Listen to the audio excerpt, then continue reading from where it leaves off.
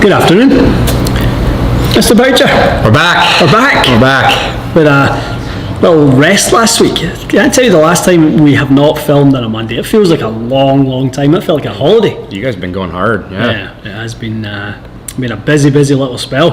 Guys, nice to be with you. We've got probably about 40 minutes carved out here today, so we want to dive into a bunch of questions, give you guys some updates on some things. I want to hear from you about some of the stuff you've got coming up. You've got some pretty cool travels coming up over the next couple of weeks. Yeah, it's going to be busy. It's going to be a busy little spell, but top of the show, I want to start off with the announcement of our brand new Calgary location, which we literally about 32 minutes ago announced on social media. Pretty exciting. Which is cool. Yeah. We've wanted to do something, kind of Western Canada for a while. This is our first foray out west, and more to come. Certainly Vancouver, which I think that might be your home hub at this point. Yeah, the west coast is definitely my spot. That's where you're going to get the weather, the early part of the season. That's for sure. Canada for sure. So it's cool. So really excited. We've partnered with Total Golf out there, which is a learning centre, a game improvement centre in Calgary, just kind of southwest of the city. Garrett and Graham are become, sort of close allies of ours, and we've been working on this project really since kind of the early part of the year when we've done a little scout mission out there. So I think it would be expected that we would make a little trip out there at some point and do some kind of Calgary-based content and do some meet and greet stuff. I know you're in contact with some people out there as well. Yeah, definitely. There's quite a few different places we could hit up while we're out there, which would be pretty cool. Which would be awesome. So yeah, super excited about that. What's going on in your world? Where are you? Tell the folks where you're flying to tonight. Yeah, your I'm world off tour. to Amsterdam and then Belgium tomorrow. What part of Belgium? Antwerp.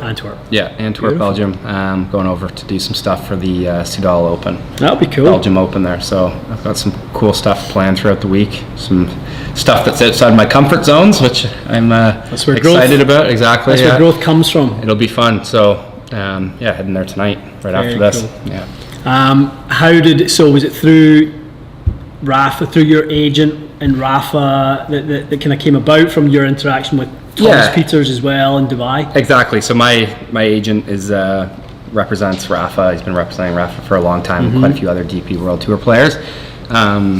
So that's kind of what we've been trying to put in place, is just to start doing a little bit of content for some events out there. I did some stuff when in the Middle East events in January and February. So got some other ones lined up throughout the summer, going over to Spain and doing some Spanish Open stuff. So Rafa and I have kind of become pretty good pals. So we're doing a little match when I'm there. That'll be awesome. Up against those guys, which should be a lot of fun.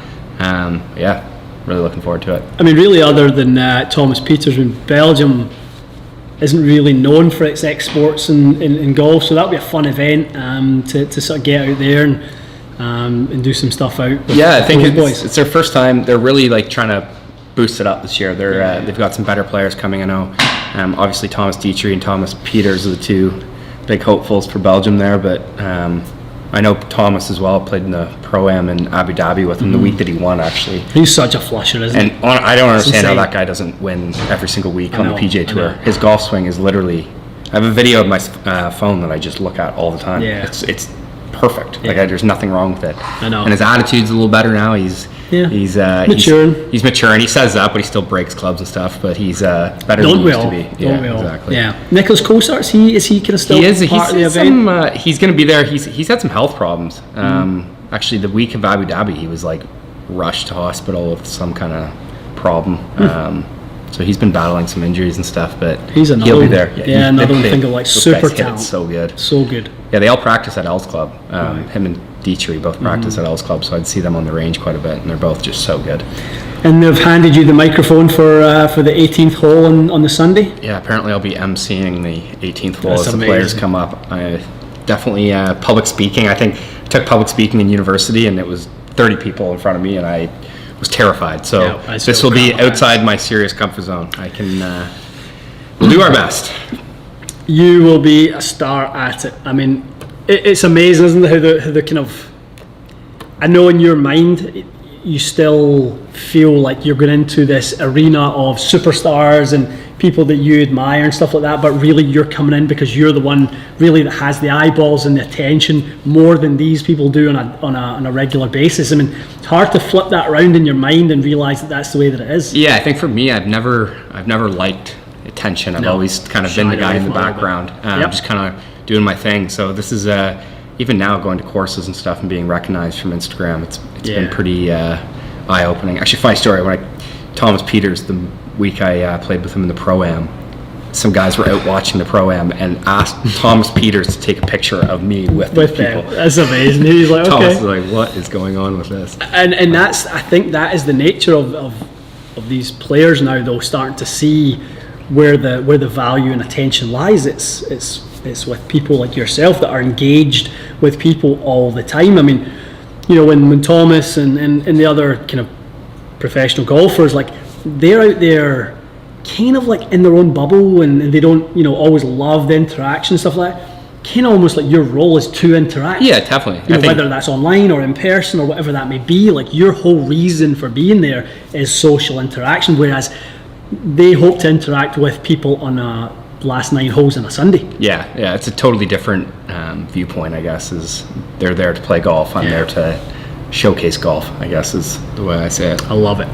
Well, guys, if you don't, which I'm sure by now you already do, but if you don't follow Mac on Instagram, do so at Mac Boucher Golf. You will be able to kind of keep up to date with the kind of events this week in Belgium, and there's a ton of other stuff coming for you, isn't there? A bunch of other travel. Yeah, it's gonna be a busy couple months, but I'm looking forward to doing stuff here. It's kind of been really enjoyable for me. Yeah, it's been good, isn't it? I think we're having some fun with it, and the more that we do it, we're kind of almost being inspired to change up little bits of how we even do and present the content and the way we want you guys to see and experience the content that we do. So I think we've alluded to that for several months, really back to January, where, you know, change was forced upon us, that we kind of went, okay, it is what it is, let's look at it as a positive. How can we reshape and remold this thing and kind of bring it better than it's ever been before? So I think that's the opportunity that lies before us, and there's been enough going on in the background. I think that's kind of coming to the forefront now. Yeah, definitely. And I think that's what people don't understand, is I've kind of been with a part of TXG almost since TXG became a thing, in some aspects. So it's cool to kind of, I know what the original foundation was, but I also think there's a lot of opportunity, like you said, to grow and bring a different aspect to things. So it'll be cool to kind of see where it goes the next little while. It really, really will. And outdoor stuff too. Yeah, the outdoor stuff I'm really looking forward to. I know that's something that you're sort of you enjoy doing, because most of your vlog type stuff is indoor. Like, the rarity for you is to come in here or go into an indoor place and do some call it screen golf. That's the rarity for you, whereas that's obviously our kind of norm. But it will be good. I think we're planning today or planning in 2 weeks' time. We were talking about today going out to the pulpit in a couple of weeks. The weather's finally on side here in Toronto. It looks really good. I think the long range looks very promising. Shaping up well. All right, let's dive into some questions. I've got one from Kevin. Should one get shaft fittings for wedges? Kevin, that's a good question, and certainly one that in fittings themselves, I end up kind of, there are probably more times with wedges that I say stick with what shafts come in the wedges than any other part of the fit. It really depends what we're thinking about doing as a progression to that. What shafts have we put in the irons? So, you know, if it's a 105 gram modus and we put you in some Glide 4.0 pings and the shaft that comes in that's 118 grams, we're happy with that progression as long as the profile is very similar to what we've tried to do. Then, you know, we're happy with it. If you're in 75 gram Accra constant weights and you're playing Vokies that come in at, you know, 130 grams, we're telling you to get out of them. Yeah. So it really depends on what's going on around the wedges, whether they fit or whether they don't. But always good to go and get fit, go get it checked, and you'll walk away with peace of mind either way. Yeah, exactly. Seeing what is out there. Definitely. Good. Definitely. What else you seeing in there?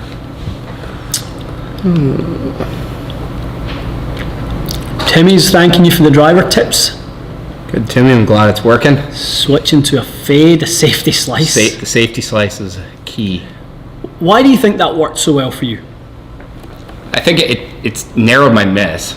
Because Right. generally So that's I would say it's miss. It's misoriented. I obviously hitting a draw looks good, and when you hit a good kind of high draw out there, it feels pretty nice. But I just find the consistency of a fade a lot easier for me to know where it's going. Yeah, consistently. You can it's not flashy, but gets the job done. I guess. For sure.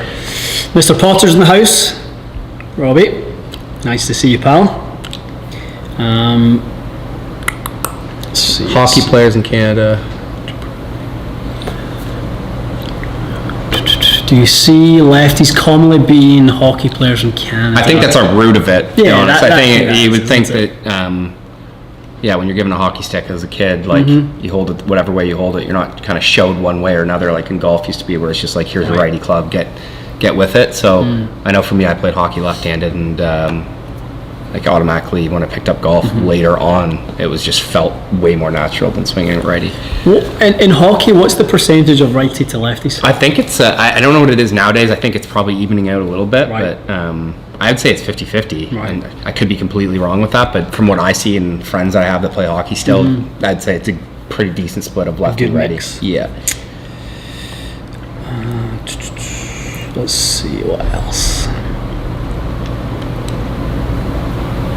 Let's see, Mr. Rob Coates in the house. Hope you're feeling better, pal. Hope you're feeling good. We'll definitely get a catch up this week. I know we've got a putter fit to do together. We will definitely get that in this week. See, Tobias. TXG, we have a question about equipment. I just got fitted for T100 irons, 7X X7 shafts, maybe that's supposed to be.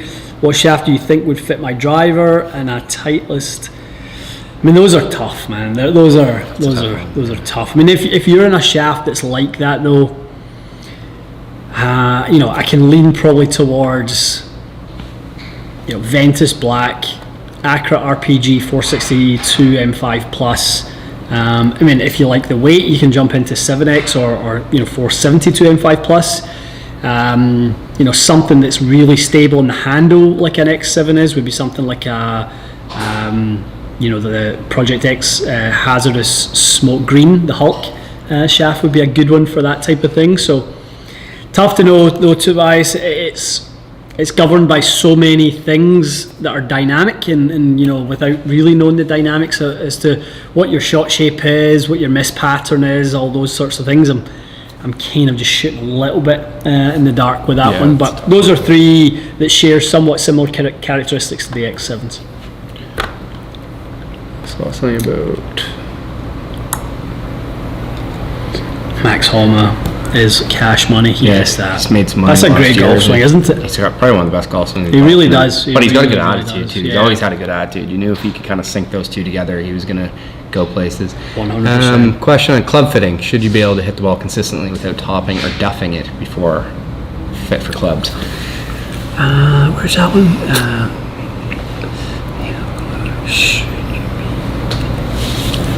Yes, I would say if your ratio of duffs to good shots is higher in favour of the duffs, you probably want to flip that around a little bit.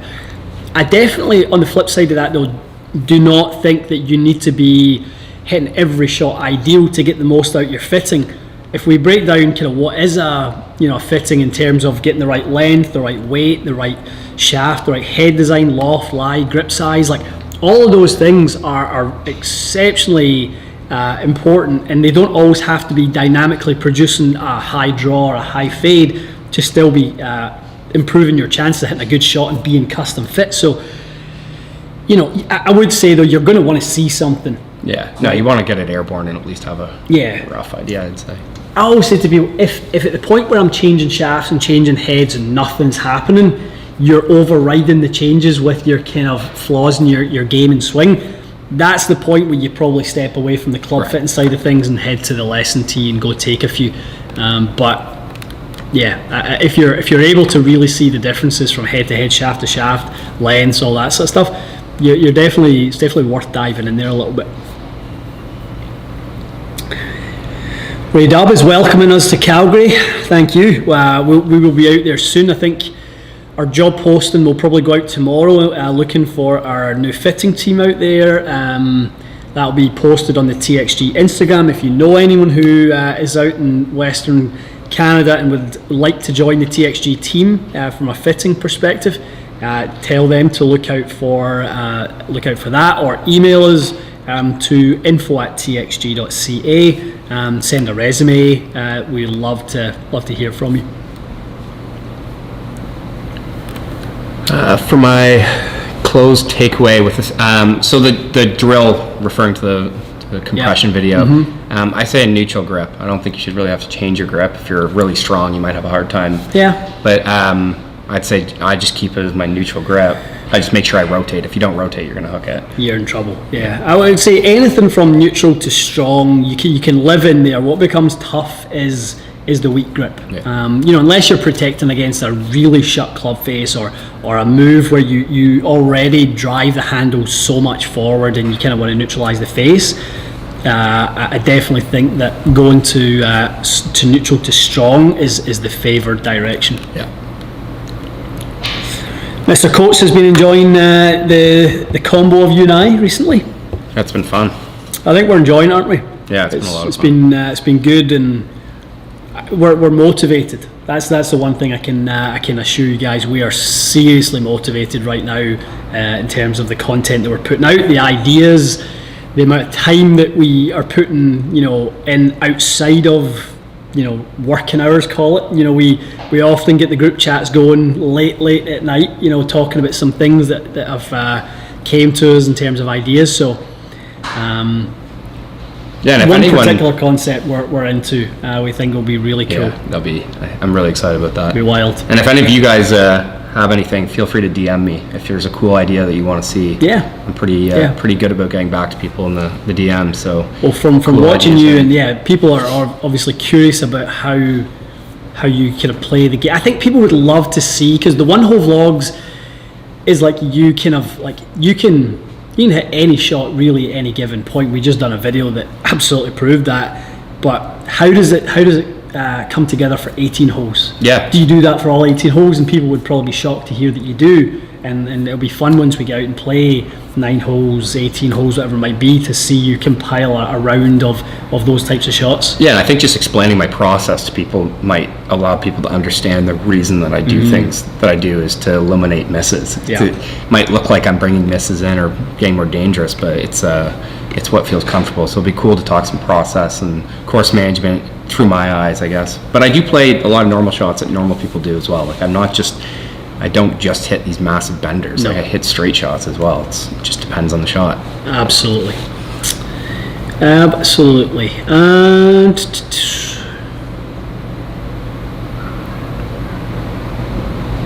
Ben was asking, what days do we offer pickup at the Toronto location, waiting on a Super-Stroke Arcos sensor? Ben, you can actually pick up really any day. If it's at the Toronto location, there's people here Tuesday to Saturday, 10 till 7 Tuesday to Friday, 9 till 5 on a Saturday. We're here on a Monday, but it's not generally a pickup day. So if you email Pamela and the team at orders@txg.ca, I know the inbox right now is never been busier due to the backlogs and things like that we're obviously facing. The funnel is significantly full as of right now, but definitely orders@txg.ca is the place to get an answer on that one. This one here, Mac, do you go to the course? What's that one there? Mac Martinez. Mac, do you go to the course with a general plan of order of what club you will use in each hole, or do you play as you go? I'm a big, whatever in the moment feels the most right is what I go for. I don't want indecision over the ball. So if I go with a plan and the wind changes or something that out of my control, then I don't want to have a set plan that I have to stick to. I want to go based on how I feel standing on that shot, about to hit it. So my big thing is canceling all indecision in my head and just going with what feels most comfortable in that moment that I can commit to. So one of the cool things playing the game the way that you do, there really aren't any conditions that come up that are going to throw you, because if you need to turn one down or you need to pop one up in the air, you're kind of always doing that anyway. So if the conditions come back into you, and like we just saw we done some testing on a hole with specific wind conditions, it's very easy for you to go kind of high or low with your ball. Yeah, and I think I get asked tons if I struggle in the wind, and if anything, I love the wind. I want it blowing a gale, because for me it's like I can use that wind because it's just going to exaggerate what I already do, if that makes sense. So that's not a problem for me normally. Tim is asking Ian if you're allowed to say if someone gets fitted by you, how much money should we set aside for a full bag fitting? So Tim, I don't do many fits anymore. I probably do like 2 or 3 a week. So really the minimum on that is, and they're only full bag fits at this point, unless it's a returning customer, unless it's someone I've worked with in the past who were filling in a gap or doing a check up their stuff. Absolutely still make time to see people who are coming back, but new customers, it is a full bag sort of fit option. So really around $5,000 is really a budget to set aside. That kind of gives you the option of getting a good amount of clubs replaced. That includes the fit fee in there. So the fit fee is $1,000. The $4,000 is then basically a credit towards whatever you buy at that point. So 5K is the minimum on that. What else are we seeing?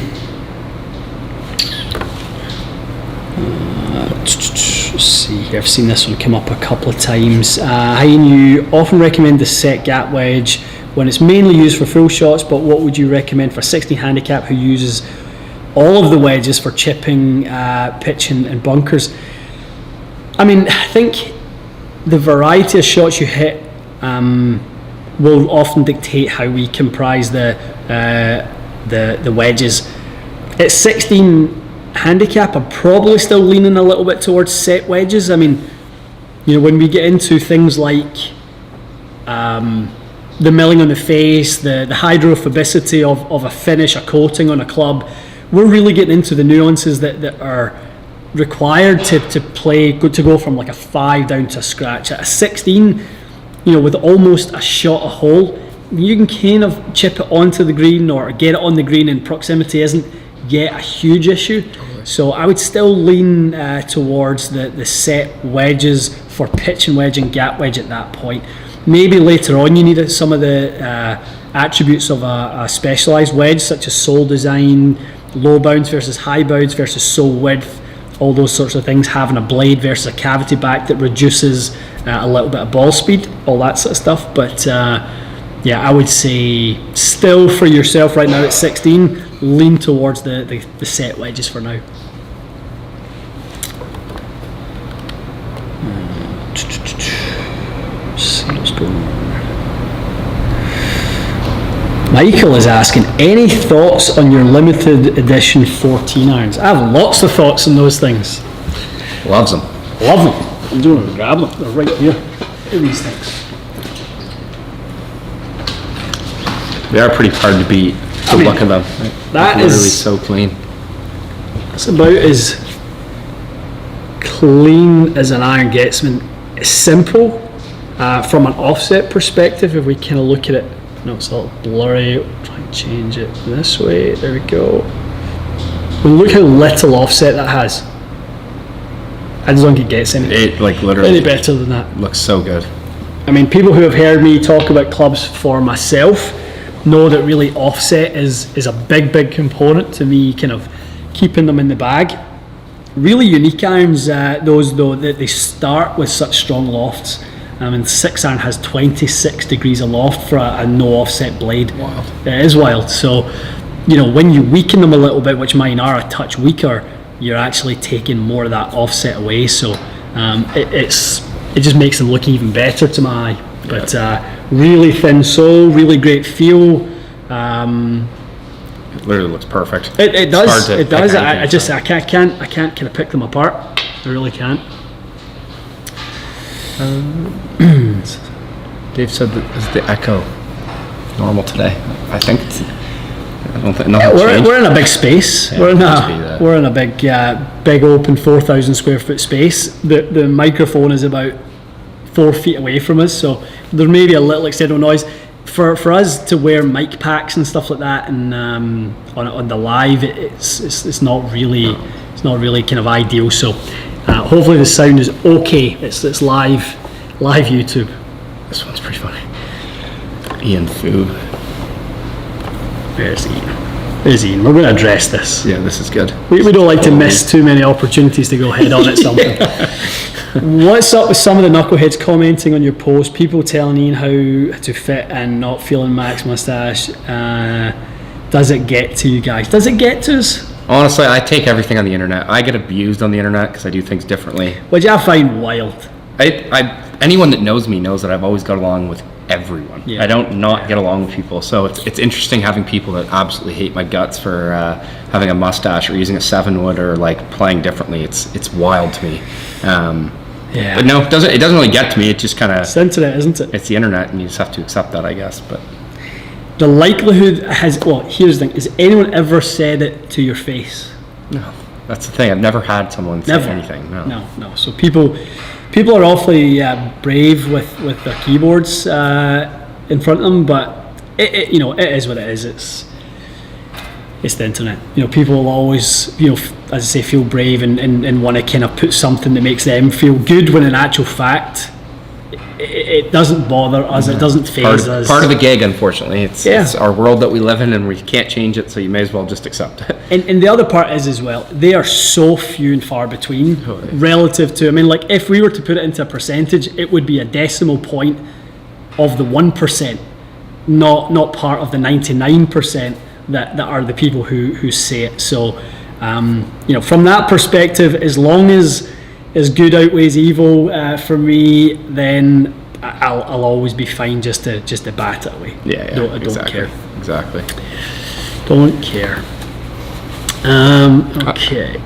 It's just because you're replacing Matt. I'm not replacing anyone. I'm just kind of... Ian and I have had a relationship for a very, very long time, and I've always been scared of my own shadow and never wanted to be in videos for a long time. Mm-hmm. And that's why I hate being compared to someone, because we're totally different people. Matt's killing it with his own channel. It is what it is. I'm coming in here to kind of bring a new aspect to the channel, and I think we can't be compared. We're totally different people, and all the people comparing us is kind of... I think that's the thing that exhausts me the most. I'll be honest. I think just we're different people. Matt and I are good. We've never didn't really know Matt, so I'm just here kind of trying to bring my outlook on golf and bring some cool stuff. So it's definitely, that's the one thing I'd say gets exhausting a little bit. I'd say just the comparison. I don't need to be compared. We're different people. As you rightly say, and I think you and I were chatting about it this morning. I think it was Ryan was the subscriber who kind of commented on it and said, like, what is there to complain about?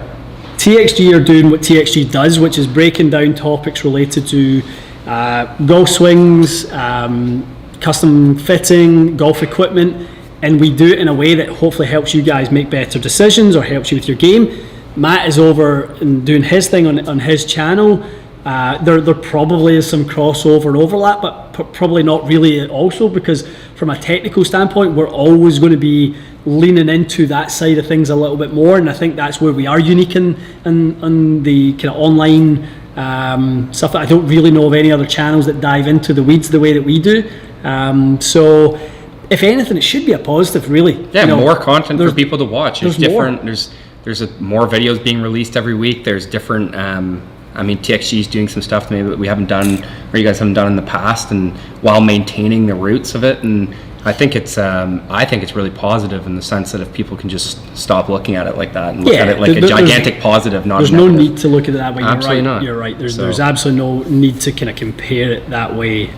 But again, we understand that there was an affinity built with the way Matt hit it on the channel and that type of thing. And if that had disappeared and puffing into the air, then I could understand that people would be like, oh, we miss seeing Matt. Like, you have him more than ever. Right. I don't know if his schedule is a weekly or daily, or if it's as much as it was with us or whatever it is. But like, I know he's putting stuff out there.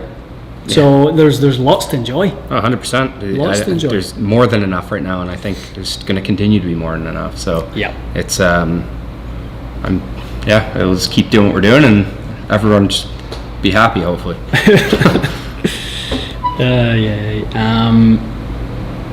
This is a great one. Again, Tim's killing it with the comments today. I keep seeing ones that are kind of on topic with things that we were talking about, like debunking myths.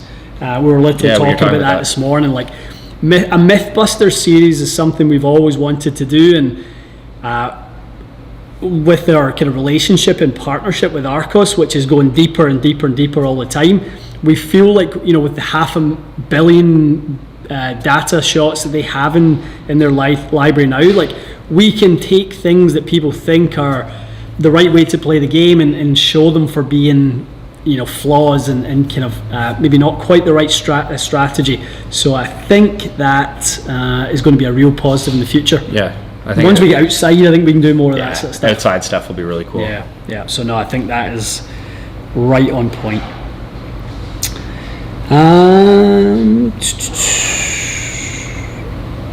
See, we were just talking about lead tape on drivers with Cody earlier, but Joel's saying that he's been experimenting with lead tape on the bottom of his driver, adding a gram at a time until I feel comfortable. Will strike point or ball flight change by having heavier club head?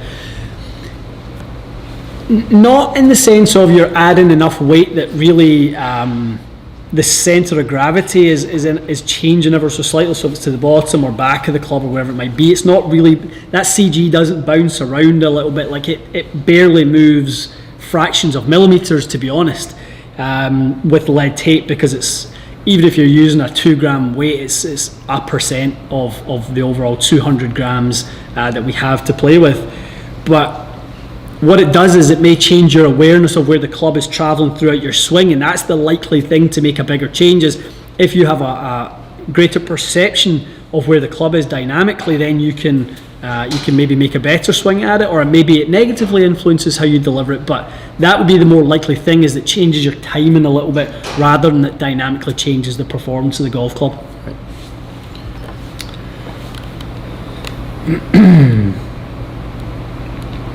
Do I play standard length? I do play standard length, I think. See, that's the best. Like, you just tell me what I mean. I don't need to know. I'll worry about that. Yeah. No, I think they're standard though, as far as I know. Tim feels like the likes are on the low side right now. We agree. Yes. We agree. 32 likes. Could be better.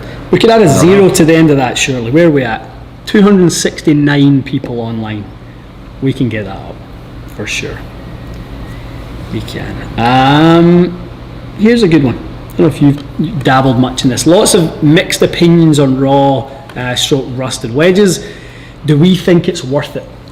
I've used them. So I used Vokey SM8 raw, all pretty much when they released those a couple years ago, and then now I'm using the MG3 raw face.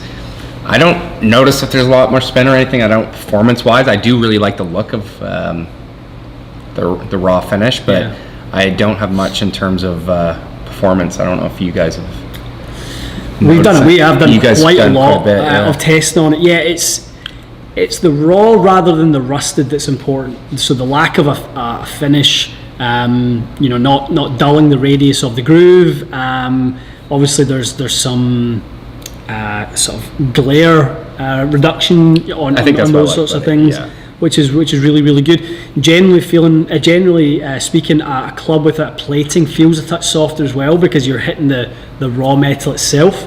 So yeah, I would say I gravitate towards raw wedges always. Yeah, I would love that. To be honest, I'd love raw irons. I agree. And I had those Miras for a while, the black finish that kind of became raw over time, and I love the look of them because you could kind of, even the wear mark on my face, it was just like a nice little visual for me to look at.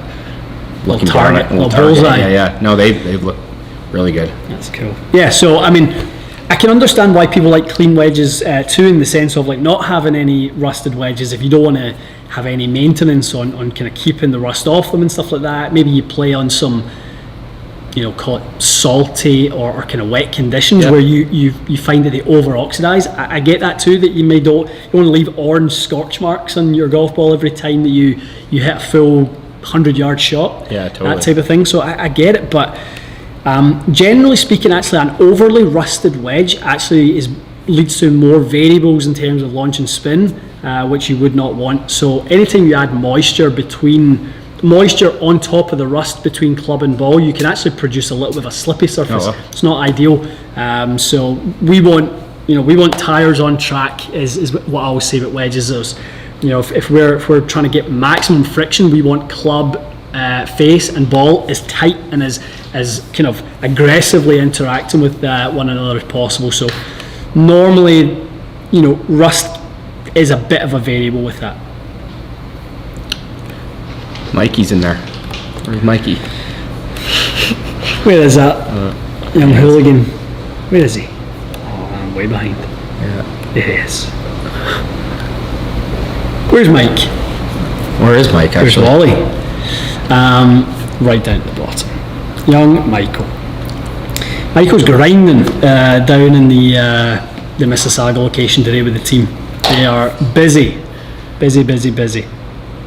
A lot on.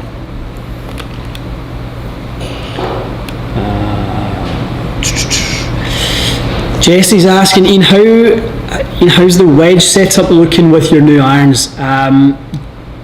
Jesse, I think I was thinking of doing a what's in the bag today.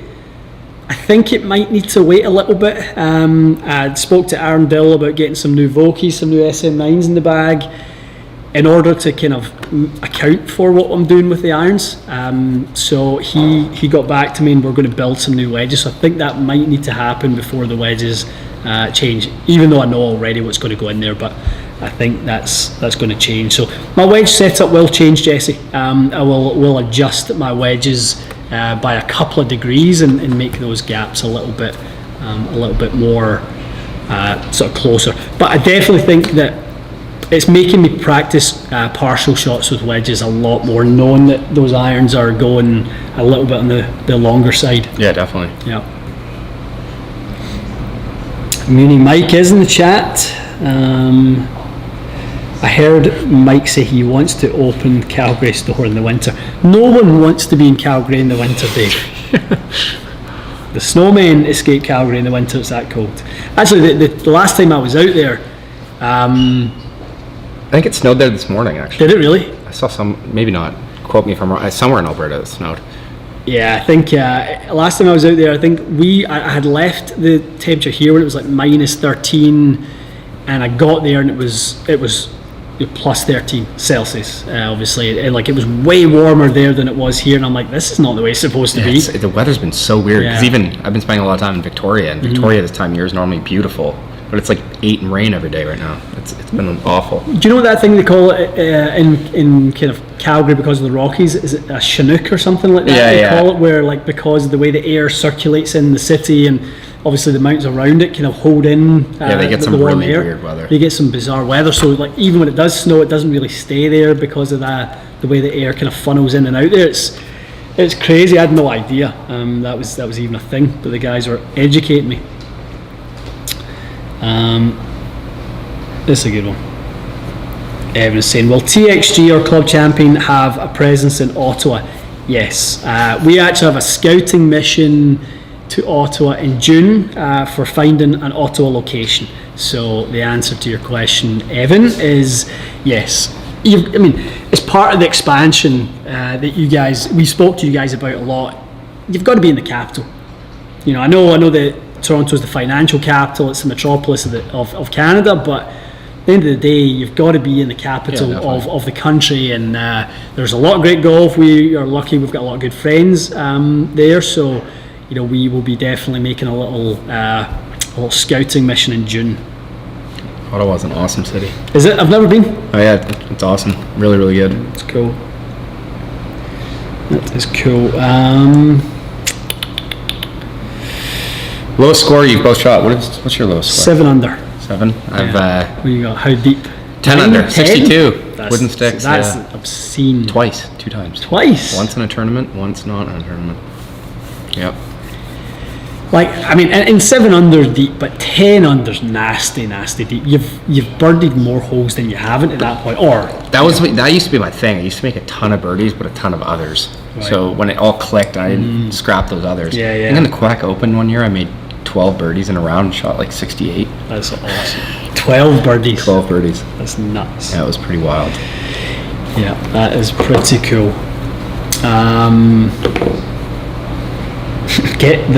Timmy's saying get the shawarma in Ottawa, apparently. Shawarma's good everywhere. Yeah, I didn't really know that Ottawa was known for its shawarma. Here did I. There we go. There we go. We'll be getting it. Favorite replica hole at Wooden Stakes? Honestly, I don't. Honestly, I like the original holes, and I don't look at them as replica holes. I look at them as just golf holes because I think I really like 6 and 7. They're kind of cool holes. Long par 4s, then the layup par 4. You can't drive. Is that the one down? Down and to the left, yeah. Yeah, and then back with a tough like hole. Little from the back. creek in front. It's a pretty tough one. Tons of questions. This is good. This is really good. Any locations planned for the Maritimes? Yes. I mean, you will not see us missing out any major city, any major market in Canada within 3 to 5 years. We will literally be in every major city or making moves towards those parts. So, Halifax, definitely getting out that way will be on the agenda for sure. I mean, that's one thing. We are really learning from the club champion model in that you don't have to just pick major cities to go and open in.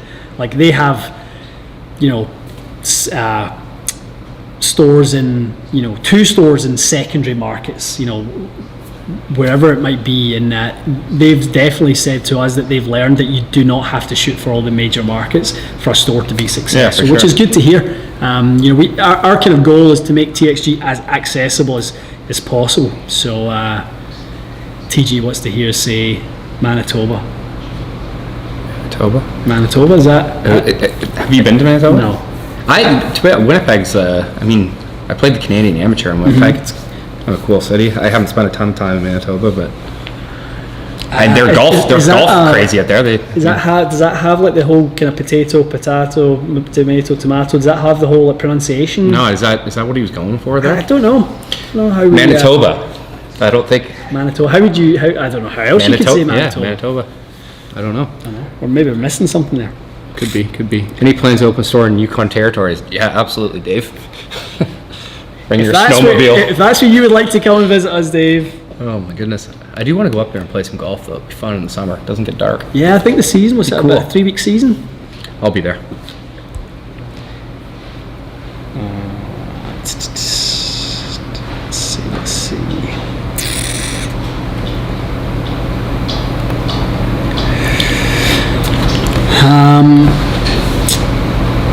Content guys, are we playing golf on the course? Would love to see more. Yes, we're planning on playing way more on course this summer. Logistically, in the past, as a very small team, it has been really, really tough to schedule it. If I'm being honest, it's been really hard. Normally, my time has been really committed in the bays, doing lots of fits. Obviously, with kind of our filming situation, we were one of Matt's clients, and really the rest of the week he was focusing on other clients. So he was not always doing TXG stuff. So that was always difficult because he had to obviously dedicate time to them. So I think with our new kind of setup and the way things are, we were definitely planning on being able to do not just more content but more days of content. Yeah, it'd be really good. Which will be fun. Especially at Pulpit, it's so good there. It's going to be amazing. Obviously, being our home outdoor base, it's cool. It is very, very cool. Well, that is 45 of the fastest minutes I've ever experienced on the TXG Live. That was rapid fire. That is fast. Right, let's do 5 more minutes, and then we are off to carry on. What is an ideal spin loft window with the driver? Different monitors, I would give you different answers. Again, different strike points, I would give you different answers. But if you're on GC Quad, I like spin loft to be around 13. If you're on TrackMan, I like spin loft to be around 11. They read slightly differently. The position in which they read angle of attack is a little bit different, so that's why the number changes a little bit. It's not the same. It's not an apples for apples example of how they measure the club head. So 13 on quad is generally a good one to go for, and spin loft with TrackMan at 11. A couple people liking the hat here.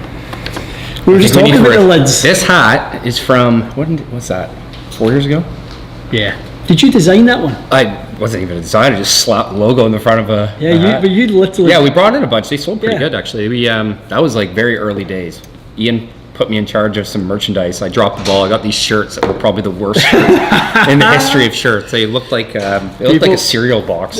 They were so bad. The hats did good though. The hats done amazing. The toques, we had some like beanie toque style hats. We need to bring those back. Yeah, next winter we need to come up with a cool one. And I think this hat with the new logo in the front, sign me up. But you had done a logo with like the whole Toronto skyline on it and stuff like that. That was logo really good. I did that on Microsoft Paint too. I know. I remember that Bay 3. Super ghetto, but it worked. That's funny. It's funny.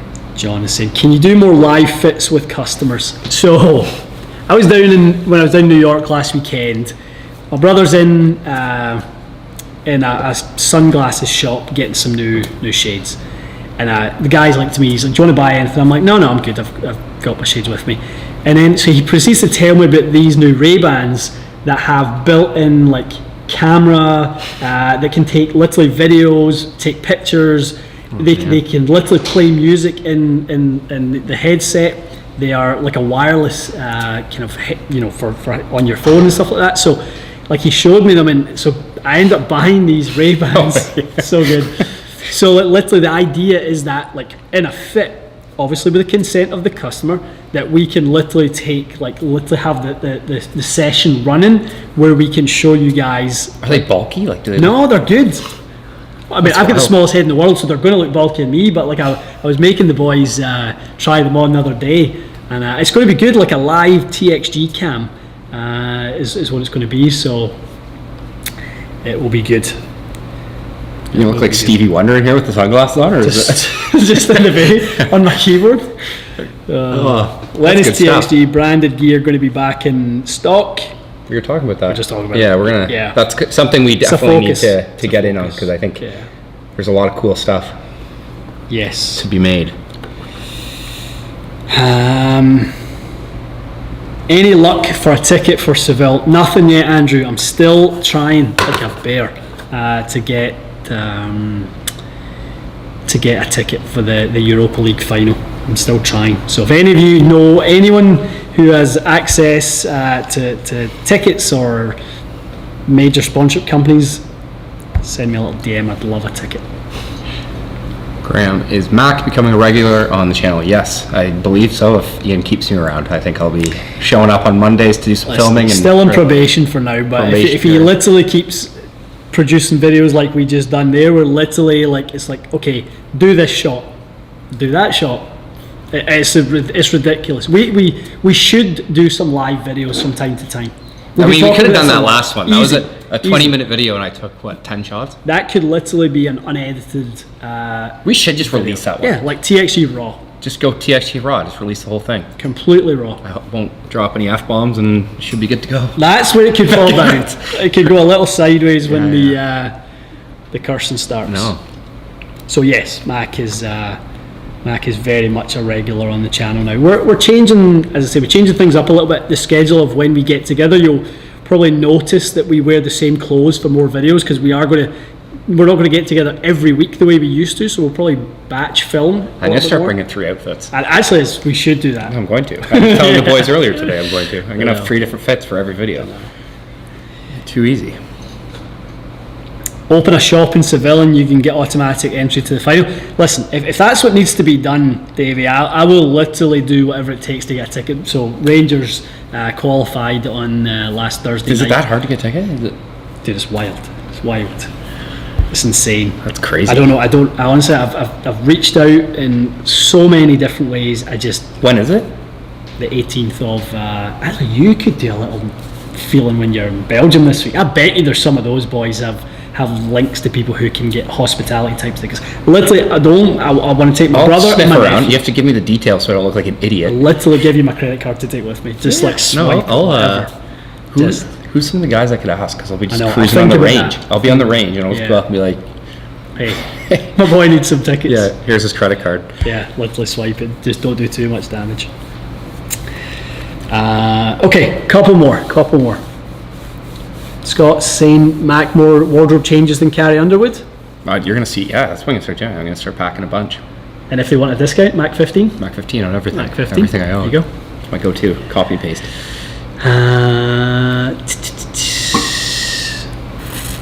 Let's see. Yeah, there literally will be 100,000 Scots. Sorry to hijack the live to talk about my football team, but it's kind of important right now. 100,000 Scots travelling to Seville next week, or whenever it's the 18th. You wouldn't be able to, what's it called? Scalp tickets? Like they don't do that? Or would they just be $1 billion? They would be high. They would be very, very That's high. fair. And my fear would be that you get to the front gate. I'm told to and beat it. Yeah, you're told to be that is a fake ticket. I play at Bear Mountain in Victoria. Rich. That's Bear Mountain has been nice enough to give me a place to call home, so I spend about 12 hours a day there. Sun up, sundown every day, just messing around. What is a day in the life of? Honestly, right now where it was, like I was teaching a ton, realized that teaching I do enjoy, but I wanted to step back. No, and I enjoy what I'm doing, so I'm trying to learn how I can turn what I'm doing into more of a career style thing. So right now it's just a ton of golf. I literally just wake up when I'm at Bear Mountain, go to Tim Hortons, and then go to the course all day. Honestly, that's what it is. I just love golf. I'll play by myself, I'll play with randoms, I'll play with friends. There are so many Canadian things in what you've just said. There's a course called Bear Mountain, right? You go to Timmy's and you're out there filming from start to finish, grinding. Yeah. I don't even know. It's not even grind. I just mess around. It's great. So good. Go shoot 90 and have a laugh. As long as I make a couple birdies to show on the old channel, then I'm a happy guy. There's always a few of those. Yeah. So one of the things we've been talking about a little bit is getting you. The things that you do with your iPhone, and people don't realize it's literally you and your iPhone. No, I'm selling a towel, the setup towel that I have. When I turn it into a little bit of like a do-rag type thing and stick my phone in it. I don't need a tripod. I don't want to be that guy that's lugging around. You actually like the fact that you're not that guy. No, it's the most. You're the anti-Marquez. It is the most low-budget operation you'll ever see. Everyone's like, "Oh, what kind of camera do you use to film?" I'm like, I use an iPhone 12 and zoom in. It's not even the latest one that says. No, it is. I just got it. The new one has changed. It has been. It's a business expense now. Yeah, I can write it off 100%. What was I was looking at the other day? What do you? Is it just a regular tripod? So I literally so good. Take my towel. Ready for this? I will do it. I can do it. This is a demonstration. Everyone take your notebooks out. I go like this with the towel. I wrap it around my hand, and then I stick it in here. Put it on top of my golf bag or the cart. Stick my phone. That literally is genius. And it takes 2 seconds. Sits there every time. When it's windy, tripods go like this. Honestly, that's wild. This sits there, doesn't move. I'm going to patent this. Don't steal it, anyone. And I'm going to sell it. I'm going to call it the sling rag. Thoughts? I love it. I think we could sell $1 billion. I'm literally blown away. We could sell, our next towels need to have like a little clasp to keep it like this so you can video, and we can do a tutorial on how to wrap it up properly. I think you should literally call it the nest. That's what it's like. It's like a wee nest. Honestly, it is. It's like a nest. And the thing that people, they send me videos all the time. People send me swing videos to help, for me to like help them. And they send me the worst angles, propping up their phone like this against their bag. And I'm like, just make a little nest, stick your phone on top of your bag. Too easy. A world class piece of advice to finish the live. There it is. Okay, we got to 100 likes. Love that. That is excellent. Argentin, you can use your new minimal golf bag with phone holder for shooting videos. Yes, I do use that as well. If I'm on the driving range, I generally do use that because I can just stick my phone in there. It doesn't go anywhere. But when I'm on the course, if I'm taking a cart or something like that, then it's a little more difficult to do that. So yeah. That's amazing. Tim saying, I cannot unsee that now. I'm telling you, it will change. If you're someone that videos your golf swing, it is it's so easy and people don't even know that you're videoing. I don't want to be that guy. The birdie house. Birdhouse. I think just the birdhouse, you know? I love it. Because that could mean a few different things. 100%. Yeah. I think if you came up with a towel with a few different functions, too easy. World class. Where's the worst conditions you've ever played in terms of like, is a particular city or place when you were playing Canadian Tour that you went, you know what, I'm going to pack all the body armor because this place can get wild? I'm trying to think. Honestly, probably the hardest conditions is like where I was based in New Zealand. I would go play this course, Jack's Point, my favorite course in the world, and Right. it would literally be 30 degrees and then all of a sudden start snowing and blow like crazy. Yeah. 20 minutes later, you get like these transitions. Your body just never settles, and 1 minute you're hitting a 5-iron from like 220, and then the next second you're hitting a 5-iron from 100 yards because it's just such variance in weather. So That's Scotland as well. I mean, anytime you're on the coast, you literally you don't know what you're going to get. I mean, it can blow 40. The pins are literally like sideways and stuff like that. Like some of the days down at Turnberry where you go out and play, and it was, you know, it was just honestly, you wouldn't walk your dog in it. No, it was that bad. Like your dog would be blown over. But you go and play because it's just fun to play golf. Honestly, I love hard conditions now. Like I'll play in pretty much anything, and I think I've just learned to embrace it and enjoy it because it makes golf interesting. Last but not least, Raj asking, where's the best place to get fit in the UK? Golf Principles, Basingstoke, just outside London. Jason McNiven, the man, family member with us. We are now part of the same kind of organisation. Jason was actually my mentor in club fitting. When I first got into club fitting, he was my boss at TaylorMade. So it's kind of like this whole bizarre, like full circle thing. Like literally 20 or whatever it was, 18 years ago, he was my boss at TaylorMade when I was literally the bottom of the ladder at TaylorMade. Literally just my little van driving around Scotland, Northern England, just doing demo days on, speaking of bad weather, some of the places that we would do demo days in, literally just no one showing up and stuff like that. But Jason McNiven was the boss at that time. So he runs a company called Golf Principles. They are also owned now, as of about 2 months ago, by Club Champion. I cannot wait to go over to the UK and do some content, just see those guys. It's really, really cool to see that. So go see Jason, Linda, and the team at Golf Principles. Guys, that was fun. 58 minutes, even from 45 minutes when we said it was fast. 58 minutes. There you go. Rapid fire. This was fun. We will be back live. You're in Belgium. When are you back? Next Monday night late, so Tuesday. Good. Okay. So we will be back live in some way, shape, or form 2 weeks from today. Yep, I'll be back. Hopefully, just to throw this out there and tease you all a little bit. Hopefully, we're planning on doing the live from inside the TXG tour trailer. That would be really cool. Our goal. We hope to have it up by then. If Mikey's not got it done by then, he's probably going to be fired. So, is Big Randy wrapping it? Aye. We got to get him on the live. That's risky business, is it not? Those how Randy is an absolute winner, and he's got a good golf swing. He could be fun to stick on there. I think it'd be pretty fun. You do like a little rap. Is kind of like he's just a stand-up dude. I mean, trying to keep Mikey between those two together, the hedges at any given time where he doesn't drop F and C bombs left and right. I mean, yeah, that's just not going to happen. And Randy sounds like he could Randy be in the fits same. the mold, yeah, for sure. Yeah, that'll be good. All right, we'll get the bleep button ready, and you and I will do our thing. So let's do that in the summer. Let's promise Randy we should. an episode on course. He'll love it. Sounds good. Guys, have a great week. Videos for the week. We have some iron comparison videos. We have a comparison video where we have Mikey at his kind of mid-80s 6-iron swing speed testing Project X, Dynamic Gold, Modus, all the popular shafts. We want to kind of redo that one at a speed that we think is going to be appropriate to the meat of the bell curve of our audience, and also at a time when inventory is so low for the manufacturers. People are having to make decisions. Okay, I want to get fit to the Modus shaft, but I can't get it. What's close? That was kind of our idea with doing that video. We done a video with you on why not to hit the ball straight. Yeah, just why curve's your friend. Why curvature's your friend. I think that was one.